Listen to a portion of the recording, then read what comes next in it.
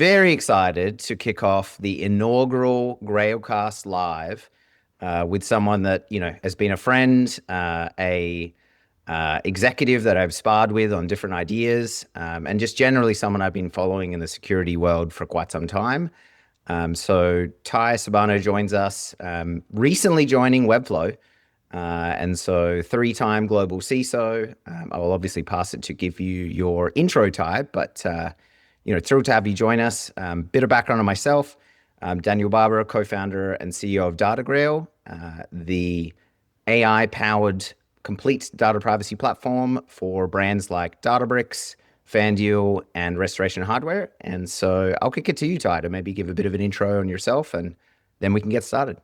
Cool. Well, happy to be here. Very excited to be on the first ever GrailCast with you, Daniel. Indeed. And so, we've had a lot of conversations with privacy and without privacy, but here I am, CISO for the third time, joining this wonderful company, Webflow. And I don't own privacy, but I work with our legal team very closely. My last two shops, I definitely started with that wonderful baton and running forward with cookie consent GDPR. And so, I'm glad to have partnered with you in the past. And for a lot of the customers on Webflow that are trying to answer these questions, thank you for making it easy for them to gather consent, manage all those access requests, and just life is easier when you have a solution like DataGrail. But here to chat about all the fun things with AI governance, AI enablement, and the next chapter that we're looking forward in 2026. But I think I have a lot of lessons in 2025, not just between two shops, but 20 years of doing security work now. Totally. Yeah, and we were talking about it right before we kicked off of just, you have, I think, a unique background that separates you from every other CISO in that, you've worked for two powerhouses, many powerhouses, but two specifically in Vercel and now Webflow, whereby, you've seen the front end of web infrastructure kind of evolve over the last, call it 10 years. And so I think you're sort of uniquely positioned to solve a couple of these questions, which I'm excited to ask you. So I think, when it comes to privacy and just like data issues related to AI, how are you thinking about like the integration of web infrastructure platforms and maybe more specifically like related to content and the other privacy requirements on, regulations and so forth? Yeah, let's start with the front half and then maybe we'll get to Yes, content and regulations. exactly. It's a That's a huge meaty bag. topic. Yeah. Yeah, like if we go back 10 years with a lot of cloud evolutions, like the way we thought about servers is so different. And so just thinking about infrastructure and hosting for all my back-end nerds and geeks, like Kubernetes has been a godsend. Ephemeral infrastructure has changed security practitioners' mindset for even vuln management. So that type of work has shifted quite a bit. But when you had to be IT, and like I've been a web manager, I used to program everything, push it all up to a server, make sure the server was good. And then you still get nitpicked about all the UI paper cuts or the like typo that you're like, yeah, I was working till 1 a.m. and I messed that up. But what's really cool is seeing this evolution in the past 2 to 3 years now. Yeah. So a lot of what we're seeing in sort of web development is the power of prompting. And so we can Mhm. make it a lot easier for folks not just to create that first site or that first product or first app that they've never been able to do before, but they can actually just start the idea, that MVP that allows folks to understand maybe what they're envisioning. Because I think that was always one of the struggles is like you have an Right. executive like yourself that says, I need a new website Right. and it needs Right. to be these things and these colors and this is how I want it to feel, but I don't know how to do that. And now if you can prompt it, you can tune it, you can tweak it, and then you can hand it over to engineering, but not expressly say, make this production ready. It's more, here's inspiration.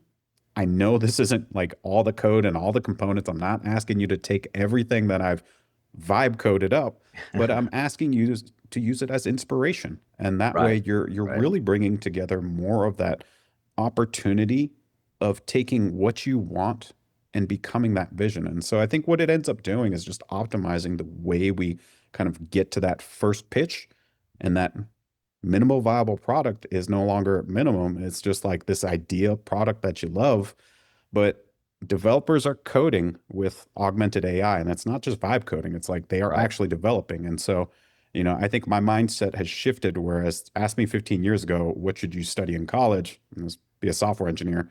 Asked me Right. 5 months ago, I go, Yeah, because of all of GitHub and GitLab and Bitbucket and all of these logs, we have a pretty good idea of what good code starts looking like. And so I think Right. now we're augmenting a lot of that development.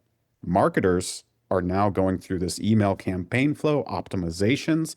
And so even extracting the wisdom from data is much easier.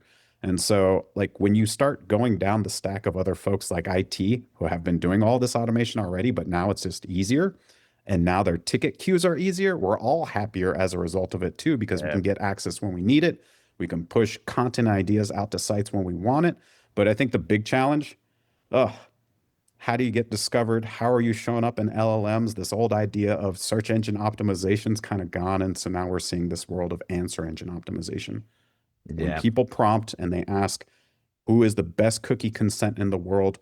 Is DataGrail making it to the top? So then that Right. way they're getting that reference model. And I think that's something when it comes to, is your website or your presence ready to be consumed effectively? And I think a lot of folks are still struggling with that.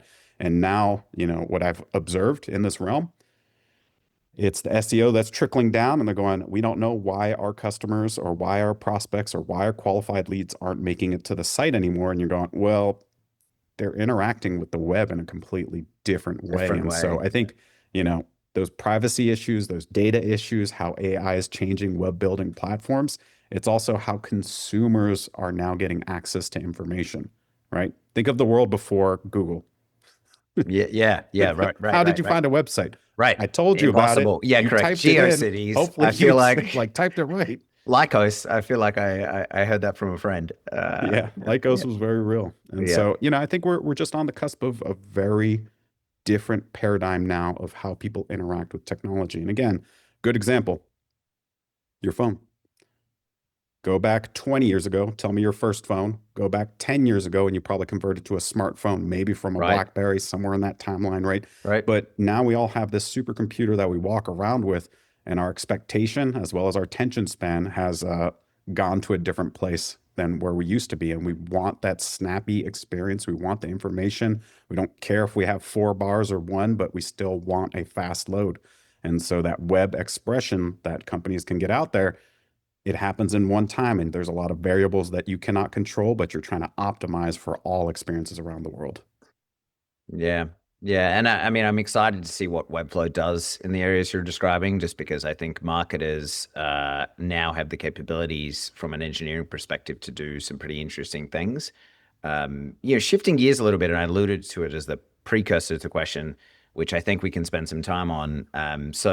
AI generated content, right? Yeah. This is a world that's I'm sure close to you.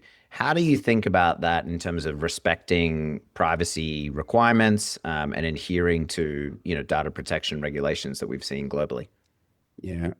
What privacy requirements? Like it's unfortunate I say this, but like it's hard because your Yeah, picture, this recording, anything that we've done digitally can be taken and used without our consent.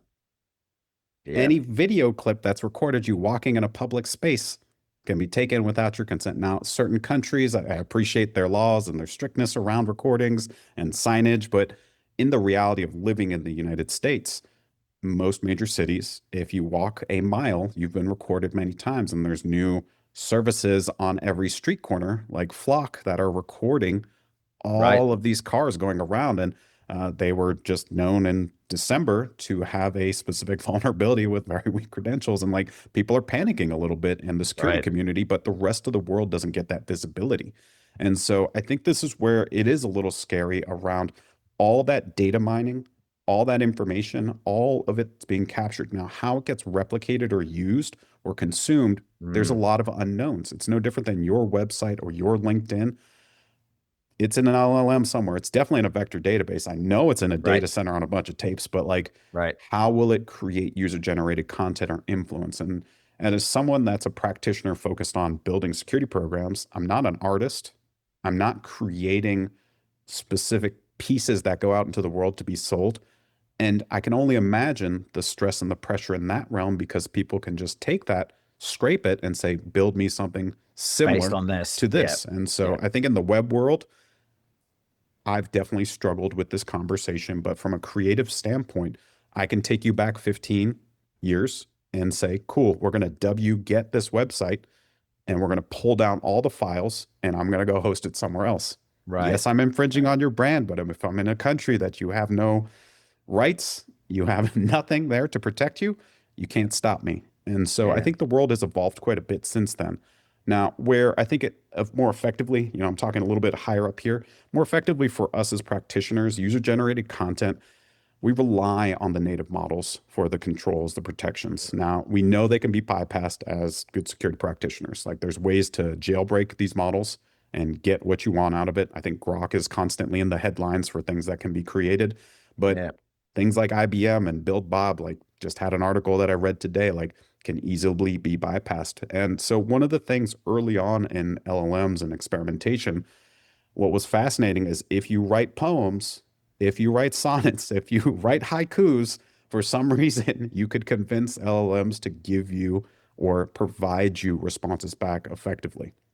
You could work Mm. around because you're telling a story. You're not asking for this in Right. real time. Right. I It's did an see that. idea of giving me some password. It's an idea of bypassing and generating this thing for me because it's not me, it's a story. And you're just telling Right. me a story that's simulated. Right. And so I think the big element is once you get past that user generated content with the native models, you then start getting into what is proper for your platform, what are your acceptable use policies. And, between my trust and safety team in the last world at Vercel to my current one at Webflow, it's a different experience.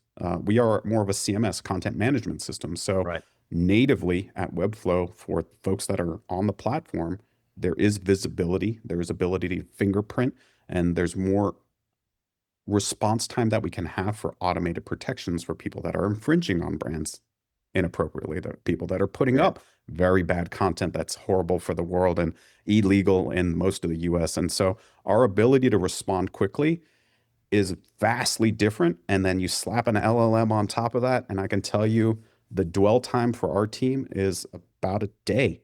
And so Mm. before I got here, before the team, like the beginning of the year, was a much different timeline. But because we've been able to now superhuman accelerate the way we are operating, it's just a very different experience. And so now applying AI on top of these systems for security and trust and safety, well, now we can have better protection in place. And so Yeah. that's something I really appreciate that's kind of evolved just in this year for me. Short frame. Yeah. Yeah. No, that's super cool. So maybe shifting gears a little bit. So obviously we talked about Gen AI quite a bit. There are governance frameworks that exist, and obviously NIST is one of them, but there are many others. How do you think about that, and any advice you would recommend for companies trying to, develop or ensure responsible use of both the data and the models themselves? Yeah. First thing is don't panic, right? Like keep calm, carry on. I think that's something I've observed in these past 2 years. I was very early in this wave, being at more of a developer cloud that turned into an AI cloud company. But I've observed with a lot of my peers, there was just such an impetus and a rush to AI or die. It was like either we AI or this company is dead, Doesn't exist. Yeah. or the other side of it, which I highly did not recommend because they didn't have that pressure, which was like, no, AI is too scary. We're not adopting. And I'm going, there's two sides to this coin. Both can have a lot of dangers. And that's our job as security professionals to really qualify and quantify the risk. And so the keep calm for me is like the same principles that we used to work on are still here. And so the idea of Mm. governing AI, it's like, okay, we're going to govern OpenAI and Claude use in our company. And it's like, cool. Like Yeah, that's those challenging. are IT protocols for Yeah. software intake and vendor management. And so I really go back to, okay, what are the data flows and what are the decisions that AI are going to accelerate for us? And what consistency are we going to get out of it as part of the result of that? And so I think that in turn kind of transforms how teams should be working, not the fear, uncertainty, and doubt and the panic of AI is going to replace me. Look, I'm going to replace myself with AI. My brain is only going to last so much longer in this like pretty good state, but as I'm entering later stages of life, I'm also contemplating what is my time to live? And then if I do generate something that is more of an avatar or an agentic version of me, how long do I want that to live in general? And so I think we all have to have these somewhat existential questions and conversations internally, but for our job, stick to the fundamentals. And then if you really need a framework, ISO 4201, I think Mm, is the obvious one. I'm on my second journey with it now. Again, having a third party independent assessment based on practices that are relatively emergent and new. But in the past year, I think we're all starting to get our arms around it. And so are auditors. And I think there are partners out there that can help make sure that you're not treating it too special, but it's incorporated as part of your narrative. It's incorporated as part of your risk governance framework. It's incorporated as part of your risk assessments. Just walked out of one of those meetings 15 minutes ago. And so I think the thing I'm still struggling with, to be honest with you, I'm kind of curious your take. What happens with human accountability, employee mm. accountability? Because what if I just, Daniel, I didn't meet to delete all your meetings. It was my agent that That did killed your it. Yeah. calendar, Yeah. And so I'm thinking of the XKCD comic of Bobby Drop Tables, but it's the agentic version of it. And so the human, non-human identities that we're now facing, I think this is going to be a little bit harder in understanding, like, was it intentional? Was Yeah. it something that just kind of happened? Yeah. Was it something that was just part of a job that we didn't realize that it's a job? Like, I think that sort of transparency and visibility is going to be a little bit harder, but hopefully we get past this next chapter with understanding what was the intent and the context of certain actions taken.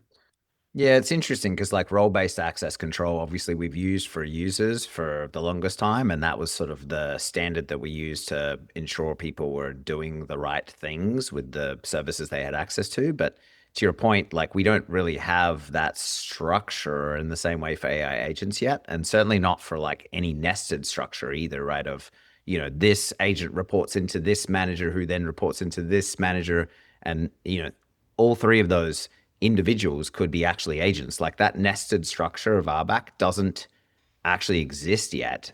So all agents are kind of running on a level playing field, which is interesting to your point of you can end up with outcomes of deleted calendar invites intentionally or unintentionally, and trying to figure out, if it is the former, that's actually quite hard.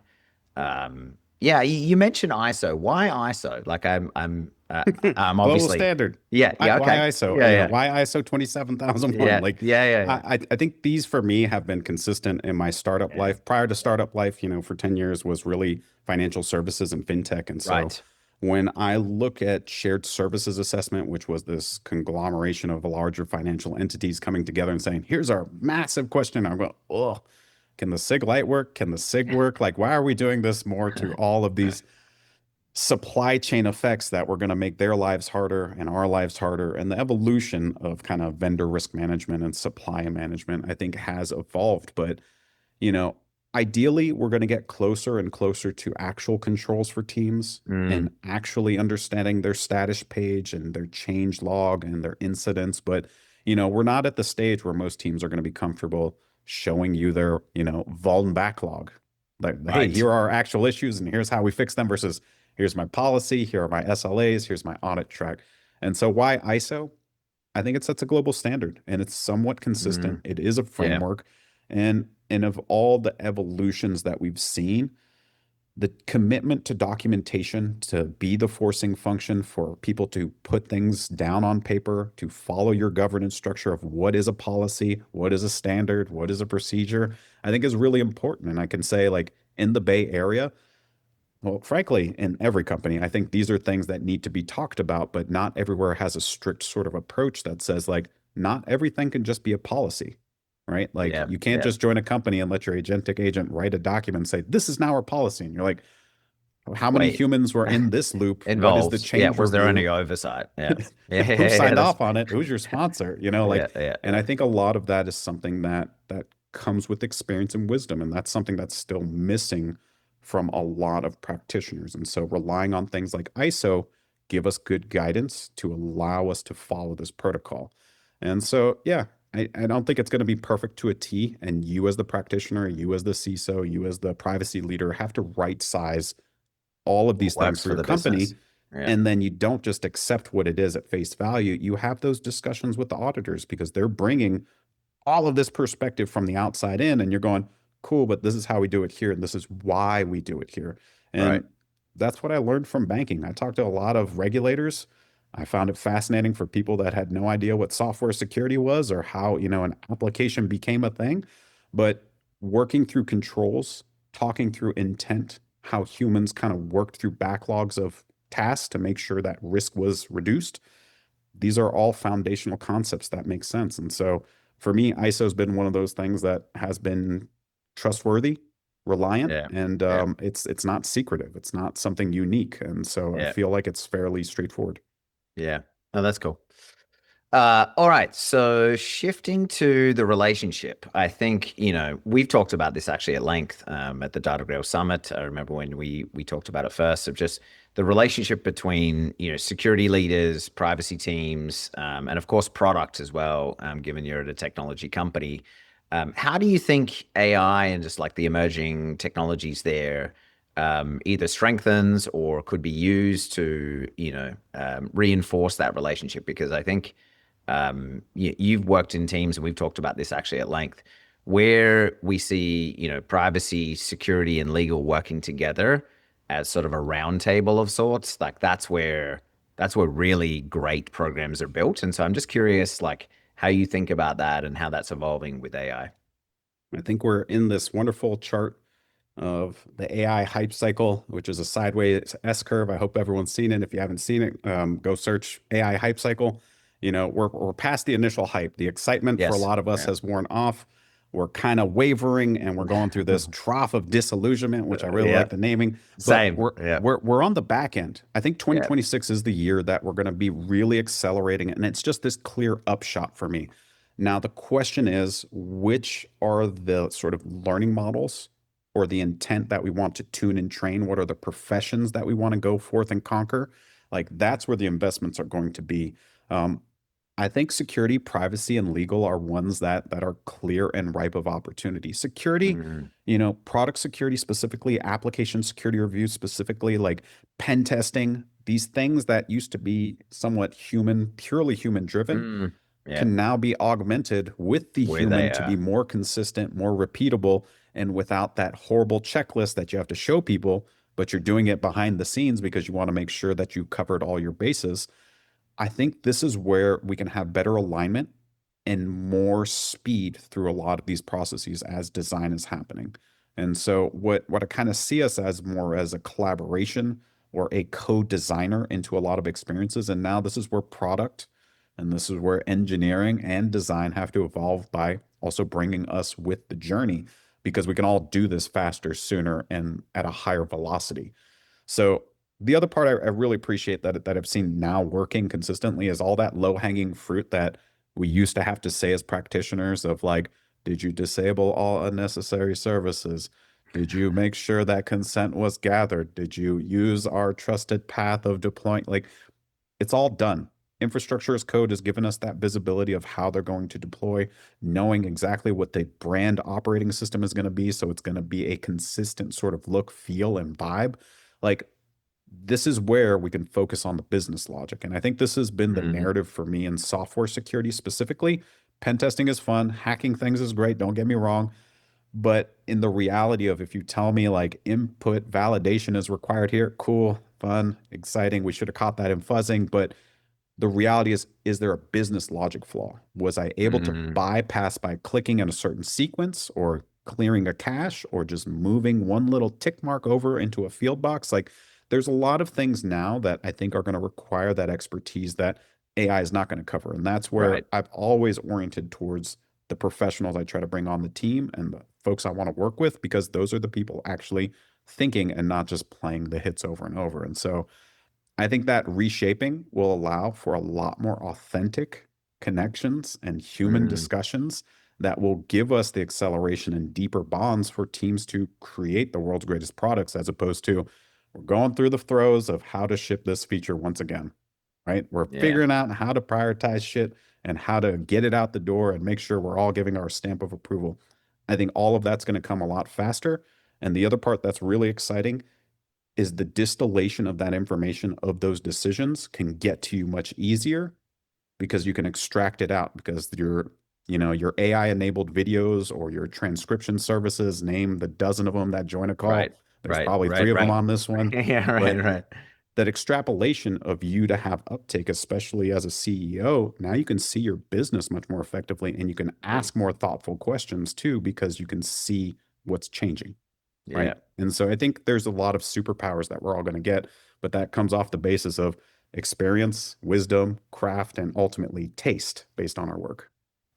So last fire question, which I think will be an easy one. It was actually a question that we had from one of the comments. So for those tuning in, please do put comments for our next session, which will be in about 2 weeks.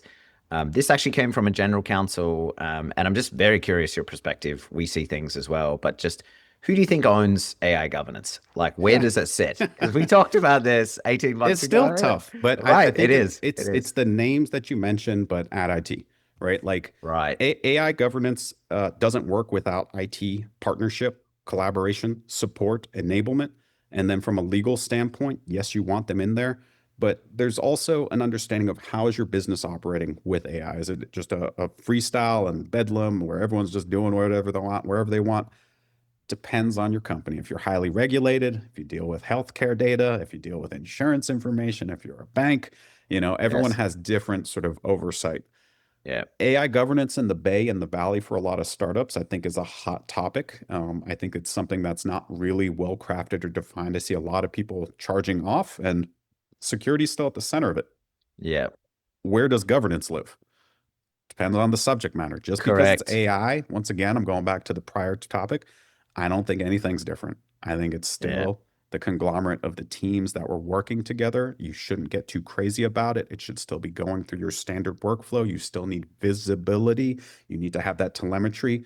And as part of that, you refactor and continue forward. The hard part, I think the hard part is still the initial hype of every AI tool that drops or every new model that hits. And then we all get our crazy pills and go do that thing for a little bit. But the retention on a lot of those products and technologies are, I'm not going to say abysmal, but I'm going to say there Mhm. are definitely tools that get fast adoption, but Yeah. your integration and your standard workflow Long-term value is maybe not there. is Yeah. not always there. I think Yeah. certain ones that we've integrated in, we can keep that as momentum and keep going forward with how we're operating. But when it comes to AI governance, well, all of that should just be happening because you've been managing risk. Yeah. From the start. Yep. Yep. No, agreed. Well, look, really loved the conversation, Ty, as always. I really appreciate you coming and joining us on this inaugural GrailCast Live. As I mentioned as we kicked off, we will be doing these on a regular basis. So the next session is already scheduled.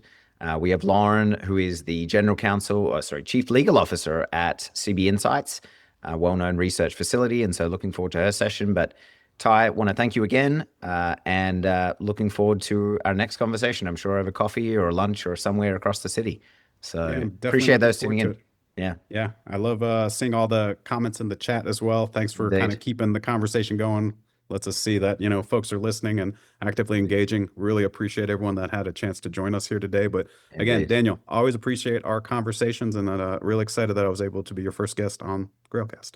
Love it. All right, thanks, Ty. See you, folks.